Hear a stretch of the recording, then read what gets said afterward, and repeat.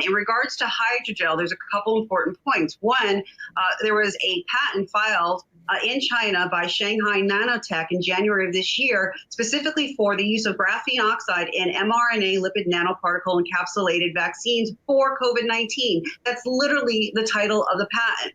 So again, don't fool to think that this is not a war. But what's more alarming is that in Moderna filed a patent on July 7th, 2020. It's U.S. patent 10703789. And I'm just going to read for you verbatim. If there's any gray area regarding graphene oxide and hydrogel being in these injections, make no mistake, it is irrefutably in there. So this is, again, U.S. patent 10703789. The abstract describes the art. The art is a description of the technology.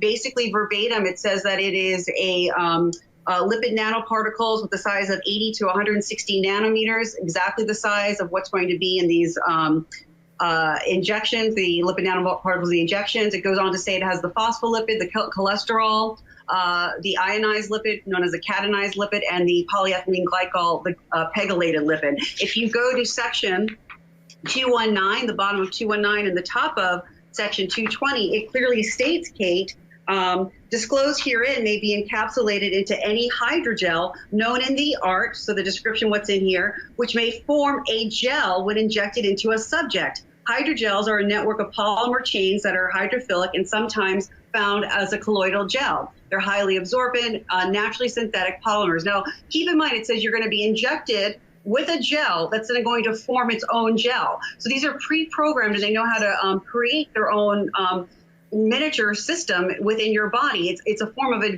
artificial intelligence and advanced technology. And hydrogel is made of graphene oxide. Again, that's irrefutable. There's literally hundreds and hundreds of studies that you can find on our own NIH.gov website regarding graphene oxide in hydrogel.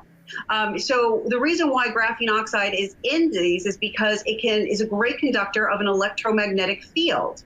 So if you go on to continue to read this patent, you'll find another patent that relates to the use of these hydrogel lipid nanoparticles being able to communicate and exchange data and signals with an external wireless device that was developed in collaboration with Qualcomm.